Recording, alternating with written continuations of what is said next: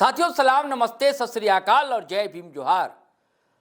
साथियों, पश्चिम बंगाल में भी चुनाव होने जा रहा है, आपको पता है।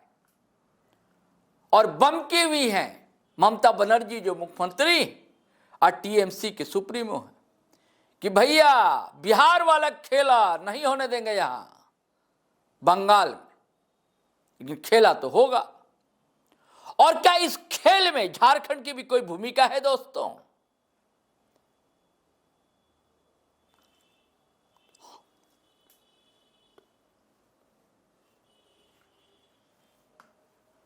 अच्छा, आवाज नहीं आ रही दोस्तों?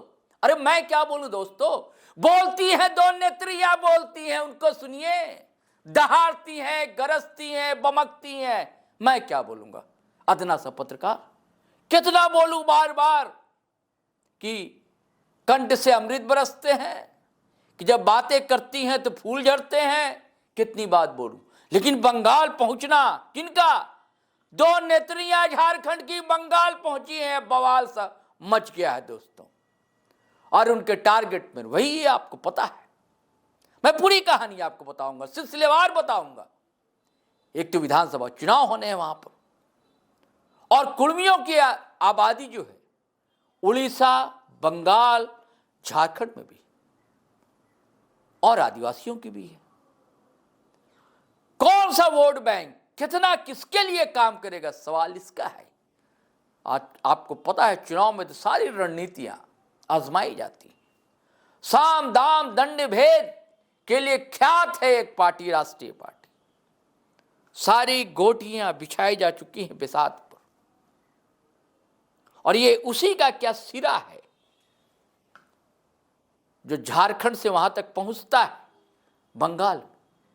दो वही नेत्रियां, एक जेल कैंप की x fire brand leader, Gumla से विधानसभा चुनाव लड़ चुकी निशा कुमारी भगत, और दूसरी आजसू की सुप्रीमो सुदेश महतो की करीबी आजसू नेत्री ज्योत्सना किरकेट्टा। दोनों गर्जी है, बरसी है वहां, और दोनों के निशाने पर एक वही समुदाय है। आप समझ रहे हैं कौन सा समुदाय है? और एक ही एमएलए। ऐसा लग रहा है कि सारी जो पटकथा है, यह सब कुछ है, हैंडल वही कर रहे हूं, एक एमएलए, यानी कि डुमरी एमएलए जयराम कुमार महतो। जबकि आपको पता है भैया आजसू के सुप्रीमो सुदेश महतो भी समर्थन में है कि भैया कुर्मियों को एसटी का दर्जा मिलना चाहिए। चंद्र प्रकाश चौधरी भी हैं, सारे भारतीय जनता पार्टी के भी कुछ लीडर जो रेल टेका डर छेका में शामिल हुए थे वो भी, और वो तो छोड़िए, कई आदिवासी लीडर भी हैं। चिट्ठी पत्री जो पहुंची थी कभी दिल्ली, उसमें साइन वाइन कर चुके थे, वो भी हैं। और कई पुरखे बड़े लीडर आदिवासी समाज से ही आने वाले, उन्होंने भी कई बार सहमति जतलाई थी कि कुर्मी समुदाय को एसटी का दर्जा मिलना चाहिए। इसमें दो मत नहीं है। अब यह बहस का विषय हो सकता है, और ये देखना और करना केंद्रीय सरकार का काम है। ना जेलकेम के कहने से कुछ होगा, ना आजसू के कहने से कुछ होगा, ना निशा भगत के कहने से कुछ होगा, ना ज्योत्सना किरकेट्टा के कहने से कुछ होगा। जो होना संविधान के दायरे में होगा, और केंद्र सरकार को करना है कि कुर्मी समुदाय को एसटी का दर्जा मिले या ना मिले। हमारे आपके तो बस में है नहीं, लेकिन हम लोग की मजबूरी है दोस्तों कि खबर दिखाएं, कि जो चल रही है खबरें उसको दिखाना है। लेकिन मैं बार बार अपील करता हूं कि ये जो फसल बोई जा रही है, जिसमें नफरत के बीज दिखलाई देते हैं और वो फूट रहे हैं, इसका दोषी कौन होगा? हमारे प्यारे अमन पसंद झारखंड की शांति को भंग करने वाला कौन है? कौन है जो दो बड़े समुदाय को आपस में बांटना चाहता है? किसकी साजिश है? चिन्हित कीजिए साजिशकर्ता को, और प्यार बनाए रखिए। हर को संवैधानिक अधिकार है बात रखने का, रखे, सहमति में भी असहमति में भी। अजीटी रोड लाइव की तो टैग लाइन है, हम सहमति के विवेक और असहमति के साहस का सम्मान करते हैं। तो हम चाहते हैं, पहले सुनिए निशा कुमारी भगत ने क्या कहा वहां जाकर बंगाल में जहां चुनाव होने वाले हैं।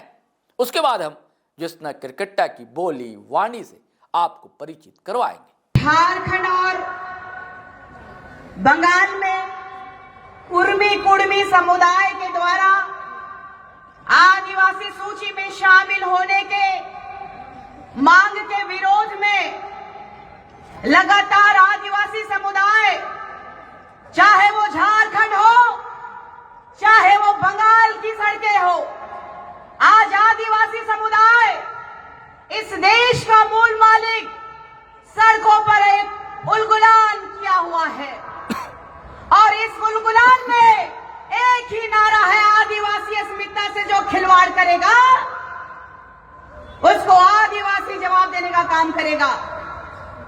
इस संविधान का आदिवासी समुदाय बहुत सम्मान करता है।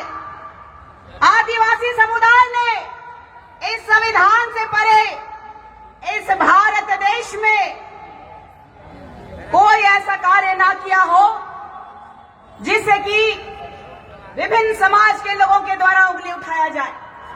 आदिवासी समाज इस देश का मूल मालिक है। ये संविधान के तहत आने वाला न्याय का मंदिर सुप्रीम कोर्ट ने भी कहा है कि आदिवासी इस देश का मूल मालिक है।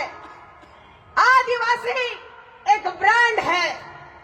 तो ये राजनीति करने वाले विभिन्न राज्यों के माननीय मुख्यमंत्री, मंत्री, विधायक एवं जनप्रतिनिधि लोग आज सिर्फ पार्टी के चाटुकारिता के रूप में रह गए हैं। ये दुर्भाग्य का विषय है। ना जात था, ना पात था, ना हिंदू था, ना मुसलमान था, ना सिख था, ना ईसाई था, तब भी हमारा आदिवासी समुदाय था। ये दुर्भाग्य का विषय है कि आज आदिवासी समुदाय अपने जल जंगल जमीन के लिए लड़ रहा है, आज अपने अस्तित्व को बचाने की लड़ाई लड़ रहा है और आज कुर्मी समुदाय आदिवासी बनना चाह रहा है। ये कुर्मी समुदाय आदिवासी आखिर बनना क्यों चाह रहा है? कई वर्षों के बाद क्यों आदिवासी बनना चाह रहा है? क्यों? 1871 ईस्वी में आदिवासी समुदाय को आदिवासी माँ के पेट से बच्चे जब पैदा होते थे तो उन्हें क्रिमिनल घोषित कर दिया जाता था। उसके बाद आप देखिएगा 1901 में इन लोगों को किसान कहा जाता है, कृषक कहा जाता है कुर्मी समुदाय को। 1901 के बाद ये 13 की बात करते हैं। 13 के बाद ये लोग लगातार कुर्मी समुदाय के लोग, चाहे 1926 की बात कीजिए, 1929 की बात कीजिए, चाहे 1931 की बात कीजिए, लगातार कुर्मी क्षत्रिय महाधिवेशन का आयोजन इन लोगों ने इस भारत के संविधान में विकास के लालच में इन्होंने आदिवासी बनना स्वीकार नहीं किया। तो क्या अब आप स्वीकार करेंगे कि आदिवासी मरेगा, कटेगा? आदिवासी ना मुगलों से डरा, ना अंग्रेजों से डरा, तो ये फर्जी कुर्मियों से डरेगा? आवाज नहीं आई। ये फर्जी इतिहास रचने वाले कुर्मियों से डरेगा? नहीं डरेगा। तो इनको इतिहास बताने की आवश्यकता है। जिन्होंने इतिहास अच्छे से पढ़ा नहीं, पढ़ाई पूरी की नहीं, वो लोग आज राजनीति में आकर के समुदाय खेलने का काम कर रहे हैं। मैं छोटा सा अपना परिचय देना चाहूंगी, इजाजत है? मैं गुमला जिला, जो झारखंड के छोटे से गुमला जिला गांव की एक आदिवासी बेटी, मेरे 2 भाई और मैं अकेली लड़की। मेरे पिता झारखंड के आंदोलनकारी श्री हांदू भगत जी, उनके विचारों को देखा। उन्होंने बताया, इतिहास बताया कि कैसे हमारे वीर शहीद संघर्ष करते रहे। चाहे वो भगवान धरती आबा बिरसा मुंडा जी की बात कीजिए, सिद्धू कान्हू की बात कीजिए, चांद भैरव की बात कीजिए, तिलका मांझी की बात कीजिए, या तो फिर आप फूलो जानू की बात कीजिए, या तो फिर आप सिंगी कैली दही की बात कीजिए, दुनिया की बात कीजिए।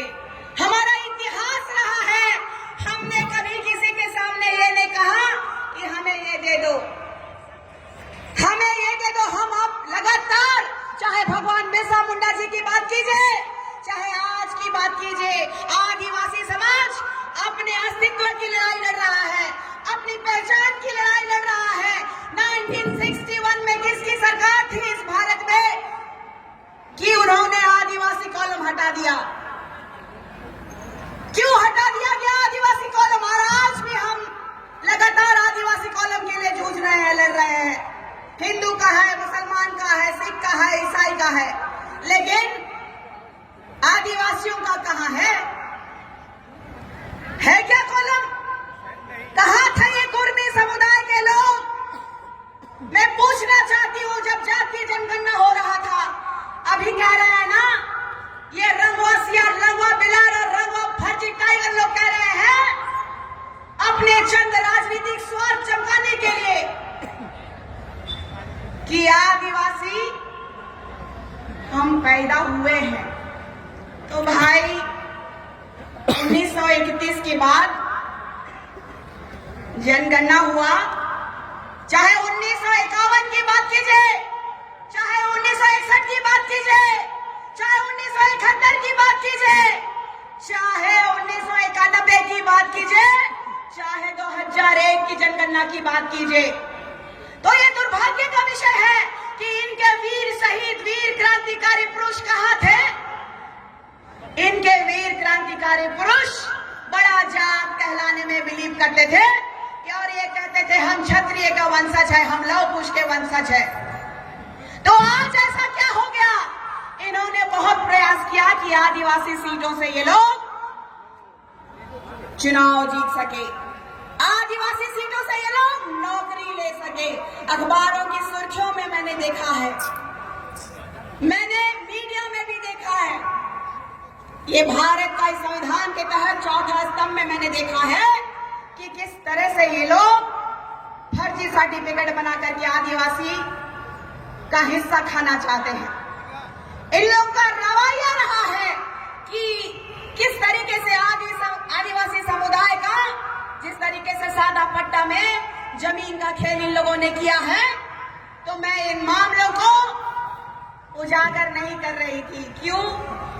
क्योंकि यहां तक मैं पहुंची ही नहीं थी। आदिवासी समुदाय, मैं गुमला से रांची तक पैदल यात्रा करके ये कह रही थी कि पेशा अधिनियम इस 5th शेड्यूल के तहत आने वाला झारखंड राज्य में जो आदिवासी रूढ़िवादी जनजाति का है, उसमें पेशा अधिनियम कानून लागू करने के लिए मैंने कहा और लोगों को चिताने का काम किया कि आदिवासी समुदाय अगर आज नहीं उठेगा, आज नहीं जगेगा, तो भगवान बिरसा मुंडा जी का जो सपना रहा है, पंखराज बाबा कार्तिक उरांव जी का जो सपना रहा है कि आदिवासी अस्मिता को बरकरार रखते हुए आदिवासी समुदाय का विकास होना चाहिए, वो नहीं हो पाएगा। लगातार हमारे नेताओं ने, हमारे बीच से ही निकले हुए कांग्रेस के, बीजेपी के, जेएमएम के और अन्य कई दलों के नेता जो हमारे लोग विराजमान हैं, आज भूल चुके हैं कि उन लोगों को समाज का भी काम करना चाहिए। जनता के लिए, जनता के द्वारा चुनी हुई सरकार भी आज आदिवासी समुदाय से मुंह मोड़ चुकी है। ना आदिवासी कॉलम है, ना CNTS एक्ट का जो मान रखना चाहिए वो हो रहा है। यहाँ तो नेता भी, मंत्री भी, जमीन माफिया भी, रंगदार भी हमारी जमीनों को हड़प रहा है। ये तो बंगाल है कि ममता दीदी की छाया में थोड़ी शांति है, नहीं तो हमारा झारखंड का एक आदिवासी बेटा होने के बावजूद आदिवासी समुदाय के लिए ये प्रश्न चिन्ह बन गया है। लगातार आदिवासी समुदाय ने सिर्फ और सिर्फ आदिवासियों को आंख बंद करके भरोसा करने का काम इसलिए किया कि हमारे भाई है, हमारे लोग हैं, आज नहीं तो कल हमारा उद्धार करेंगे। लेकिन ये कुर्मी समुदाय के लोग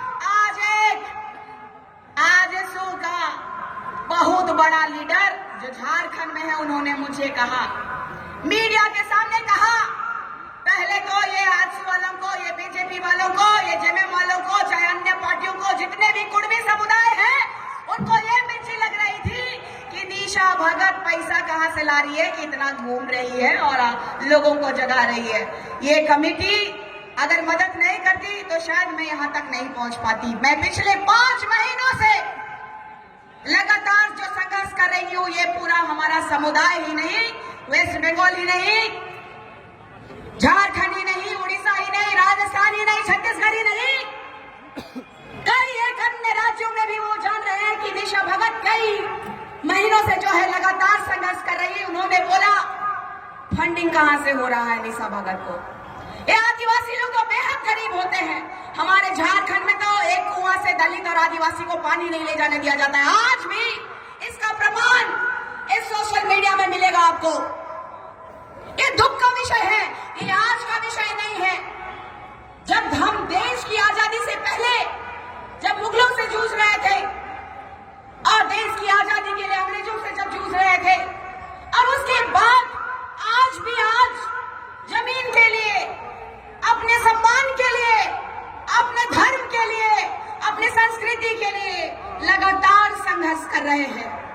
ये दुख लगता है मुझे कि लंबोदर महतो जो कुर्मी समुदाय के इतने बड़े लीडर हैं, इन लोगों ने चाहे जेल कैंप के, आप देखिएगा अभी बंगाल में राजनीति पसारने का काम कर रहे हैं एक लीडर जेल कैंप के। मैं जेल कैंप में थी, लोग कह रहे हैं ना कि ये उन्मूलन कहां से हुआ, कैसे हुआ, हम तो भेदभाव नहीं करते हैं। एक कुआं से ये लोग पानी नहीं ले सकते। और निशा भगत ने कहा जेल कैंप में रह करके कि आदिवासी बना नहीं जाता है, आदिवासी के मां के पेट से जन्म होना पड़ता है, लेना पड़ता है, तब आदिवासी कहलाओगे। जेल कैंप के सुप्रीमो जो राजनीति के प्रचंड लालची, उन्होंने एक आदिवासी बेटी को नीचा दिखाने के लिए अपने पार्टी से निष्कासित कर दिया और अपने गुंडों से उन्होंने ये कहलवाया कि कोई आदिवासी सपोर्ट नहीं करेगा। पहले इन लोगों ने कहा कि आरएसएस की दलाल है, बीजेपी के दलाल है, फिर इन लोगों ने जेल कैंप के लोगों ने जब मुझे निकाला तो फिर हमें यही समाज ने एक ऐसा सम्मान दिया। आजकल चाहे बंगाल हो, बिहार हो, उड़ीसा हो, छत्तीसगढ़ हो, चाहे कोई भी राज्य हो, इस भारत देश में चाहे किसी भी धर्म का कोई भी बंदा हो, चाहे लड़की हो, पुरुष हो, महिला हो, आज जब हारता है तो सबसे सरल रहता है कि अपनी ये जीवन लीला समाप्त कर देने की।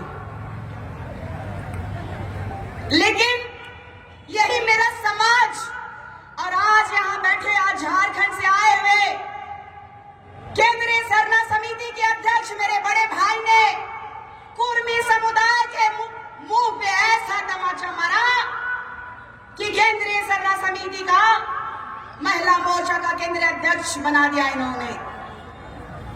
बहुतों को ये नहीं पता है कि निशा भगत किसी पार्टी से है या कहां से है।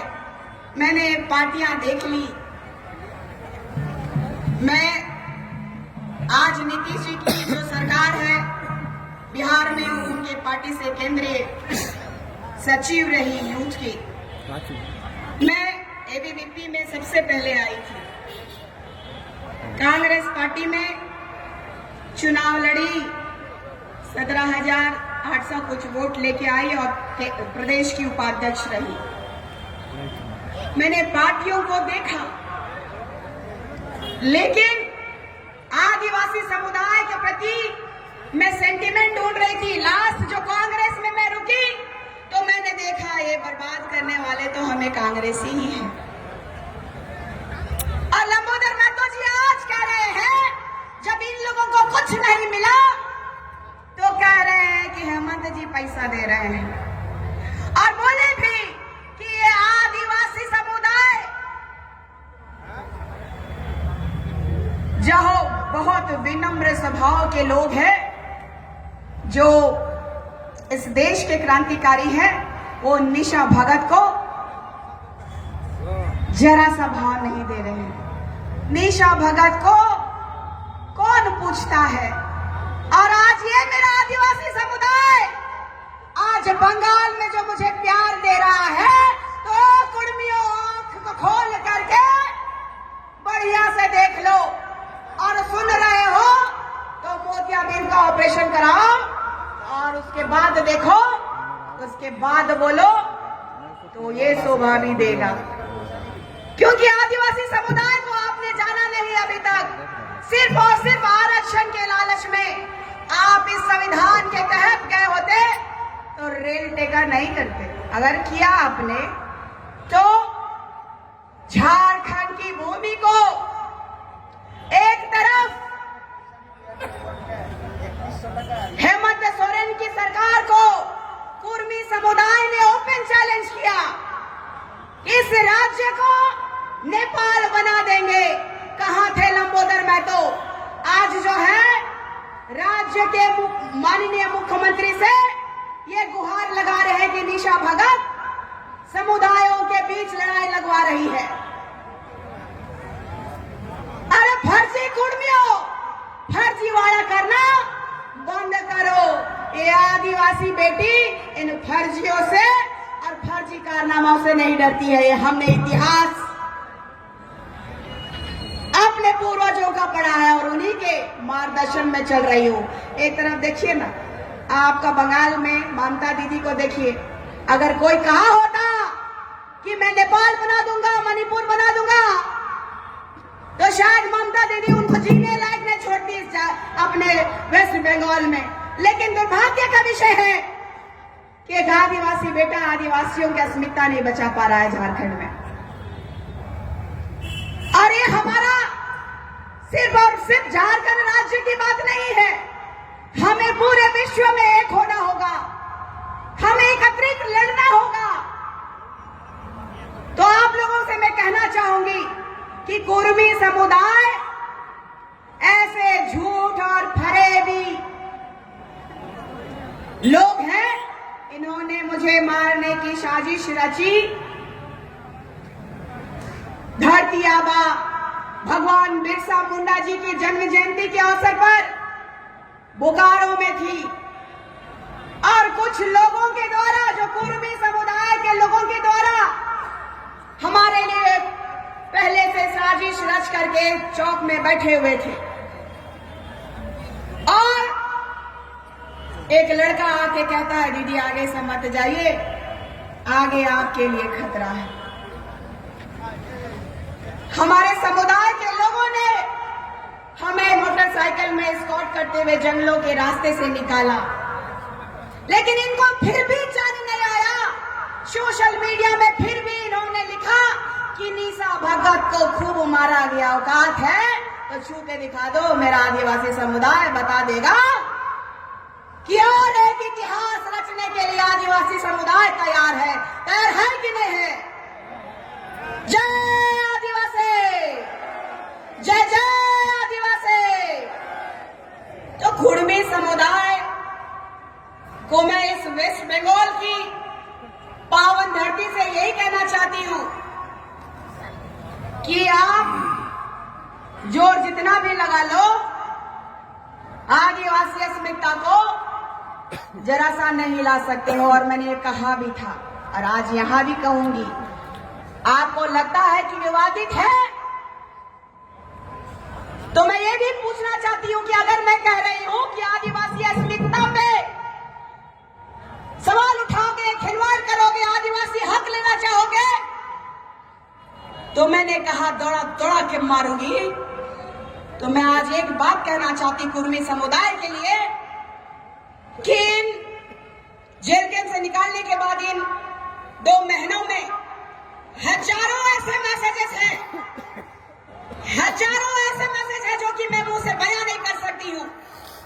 आप दूसरे की मां, बहन, बेटी का इज्जत उछालोगे और सोचते हो कि आदिवासी समुदाय की बेटियां मौन रहेगी, जो ऐसा कतई नहीं होगा। शायद ही आपने अपने पूरे इतिहास में ऐसी बेटी नहीं देखी होगी। तो मैं यही दिखाना चाहती हूं, चाहे वो लंबोदर महतो हो, चाहे जेएलएम का सुप्रीमो स्वघोषित टाइगर जयराम महतो हो, चाहे XYZ फर्जी कुर्मी समुदाय के नेता और जनप्रतिनिधियों को मैं कहना चाहती हूं कि जब तुम आदिवासी बेटियों को गाली गलौज कर सकते हो, मारने की धमकी दे सकते हो, मारने के लिए रास्ते पे उतर सकते हो, और तुम्हें मैं चैलेंज भी नहीं कर सकती। कौन से संविधान की बात कर रहे हैं ये लोग? क्या मैं कहूंगी कि क्या हेमंत सोरेन का ये लोग बी टीम और दलाल है? जिस तरीके से ये लोग मुझे कहते हैं कि निशा भगत इसकी दलाल है, उसकी दलाल है, मैं आज समाज की बेटी होकर के समाज का काम कर रही हूं, तो मैं पूछना चाहती हूं कि आज हेमंत सोरेन एक आदिवासी बेटा, आदिवासी बेटियों पे जो प्रहार किया जा रहा है, गंदे गंदे गालियां दी जा रही है, जो नेपाल बना देने की बात की जा रही है, जो आदिवासी अस्मिता को लगातार खतरे में भेजने का काम कर रहे हैं, क्या उनके लिए संविधान नहीं है क्या? यह चुनाव आएगा तब संविधान होगा। संविधान में एक एक नियम है कि किस तरीके से अपने राज्य को संचालित करना, अपने देश को संचालित करना है, और ये जितने भी राजनीतिक दलाल और दोगले किस्म के लोग आज समाज को बेचने का काम किए हैं। निशा भगत को आपने सुना। फिर मैं बता दूं, निशा भगत की राजनीतिक शुरुआत ABVP अखिल भारतीय विद्यार्थी परिषद से होती है। बाद में वो कांग्रेस में भी जाती हैं, उसके मजदूर संगठन में शामिल होती हैं। उसके बाद जेल कैंप ज्वाइन करती हैं, गुमला से विधानसभा चुनाव लड़ती हैं। बीच में एक दो और समाजवादी पार्टी में भी जाने की उनकी खबर है। और आजकल खबर है कि रघुवर दास ex-CM के करीबी बताई जाती है। मैं पुष्टि नहीं करता हूं, ऐसा बताया जाता है। और ज्योत्सना किरकेट्टा तो लाडली है ही सुदेश बाबू की, यानी कि आजसू सुप्रीमो की, और आजसू के नेत्री भी है। जेल कैंप ने तो हटा दिया था इन्हें, आजसू ने अब तक ज्योत्सना किरकेट्टा को हटाया नहीं अपनी पार्टी से। हालांकि कभी मानी जाती थी कि भैया छत्र राज्य कुर्मी समुदाय के वोट पर आजसू का। अब क्या राजनीति है भाई, राजनीतिक समझें। हम तो यही जानते हैं, यही समझ रहे हैं, जितनी समझ है आप छोटी कह सकते हैं कि बंगाल में चुनाव है बाबा, इसलिए बवाल है, और इसलिए फायर ब्रांड दो जो नेत्रियां हैं वो वहां पहुंची। तो निशा को सुना, अब सुनिए ज्योत्सना किरकेट्टा क्या कहती है। किसी दूसरे समुदाय के द्वारा हमारे आदिवासी समुदाय को टारगेट किया जा रहा है। मैं झारखंड से चलकर यहाँ पे आई हूँ वही सब बातों को रखने के लिए, क्योंकि हमारा झारखंड का माहौल बहुत गरमाया हुआ है।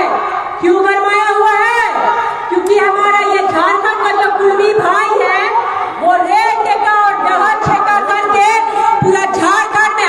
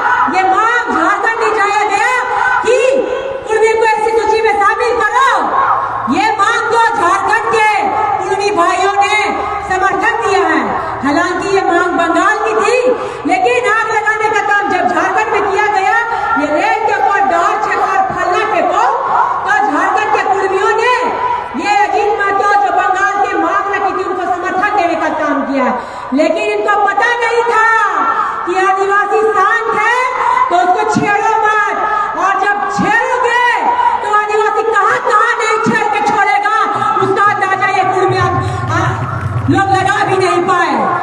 आदिवासी कुछ दिन सोए हुए थे तो कुछ गीदड़ और भालू अपने आप को जंगल का राजा समझ रहे थे, लेकिन इनको पता नहीं था आदिवासी जब सो रहा था तो आदिवासी सोता हुआ शेर भी है और सोने शेर के साथ शिकारी भी है, और जब शेर जग गया तो ऐसे गीदड़ और फर्जी सियार और भालू को मारकर ऐसा भगाने का काम करेगा कि कहीं लोगों रास्ता में डर देखने का जगह नहीं मिलेगा।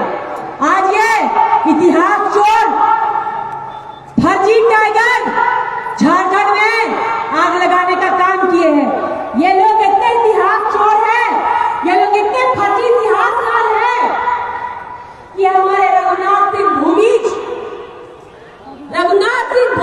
वो आदिवासी वीर योद्धा थे, लेकिन ये फर्जी इतिहासकार ये लोग क्या बोले कि नहीं रघुनाथ भूमिज नहीं, रघुनाथ महतो है। ये झूठी खाली इतिहास आदिवासियों के संस्कृति इतिहास को चोरी कर ये अपनी तारीफ करते हैं। ये अपने मोटे किताब में अपने कुर्मी समुदाय के बड़ाई करते हैं, आदिवासियों की संस्कृति सभ्यता को चुराने का काम करते हैं, और रघुनाथ सिंह भूमिज को इन्होंने रघुनाथ महतो बताया है। एक भी आंदोलनकारी है तो दिखाइए ना, हम तो बोल रहे हैं आप दिखाइए। अगर आप एसटी कुर्मी की मांग करते हैं तो कुर्मी भाई और आपके गालीबाज लोग पहले आदिवासियों की इज्जत करना सीखे, आदिवासियों बहनों के ऊपर गलत टिक्का टिप्पणी करना छोड़िए।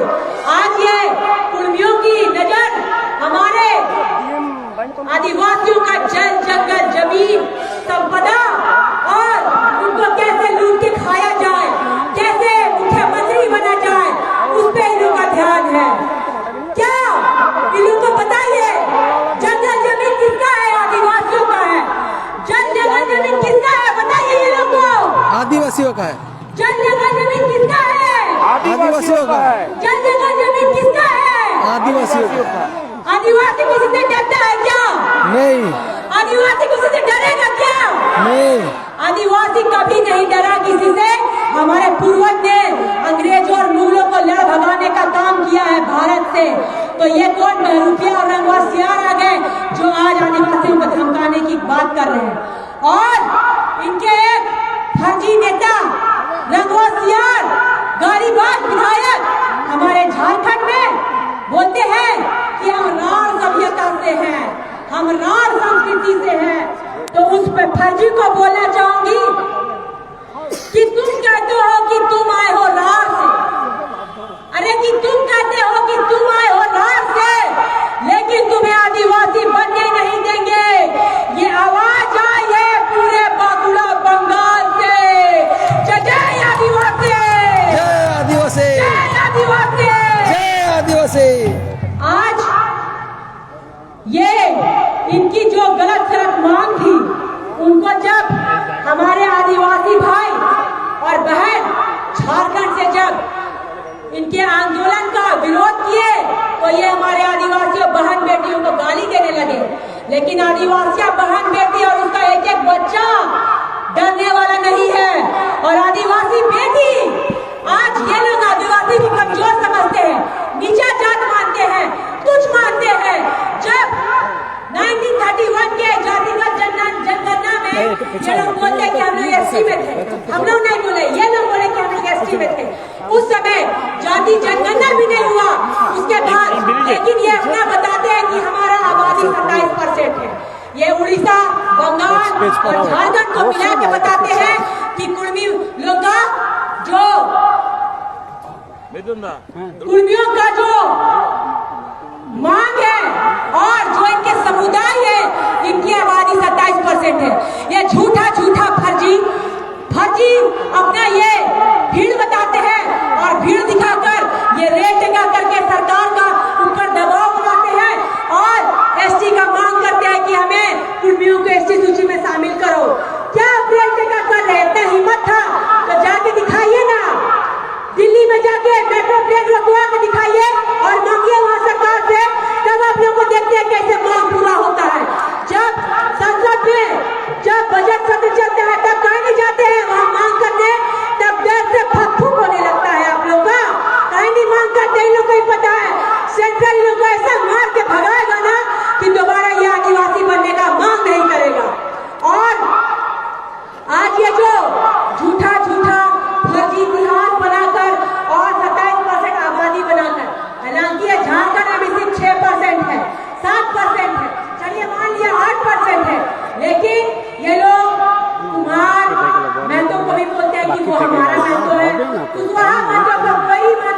एदेरকে দিয়ে দিই বাস খাওয়ার জন্য এদের নিয়ে চলে যায় ये सभी मुद्दों पर जोर डाल के ये 27% का आबादी बनाते हैं जबकि कोयली को भी मतलब नहीं है स्थिति में शामिल होने से और कुमार को भी मतलब नहीं है स्थिति में शामिल होने से और कानू महतो को भी मतलब नहीं है स्थिति में शामिल होने से ये लालची लोग इतने लालची हैं कि हमारे झारखंड में ये मुख्यमंत्री बनने का सपना देख रहे हैं आदिवासियों के वोट से ये विधायक क्या बन गए आज बोल रहे हैं कि मुख्यमंत्री बनेंगे झारखंड की खनिज संपदा को बेच खाएंगे लेकिन खबरदार आदिवासी का बेटा बेटी पढ़ लिख लिया है संरक्षण और आरक्षण खूब करने जाता है हम वो आदिवासी की बेटी है जो पढ़ी लिखी है वो आदिवासी की बेटी है जो एजुकेटेड है और शिक्षा एक वो शेरनी का दूध है जो पिएगा वो जगह जगह पे जाके दहाड़ेगा और तुम जैसे विरोधियों को खदेड़ के भगाने का काम करेगा इसलिए आदिवासी भाई बहन मैं बोलूंगी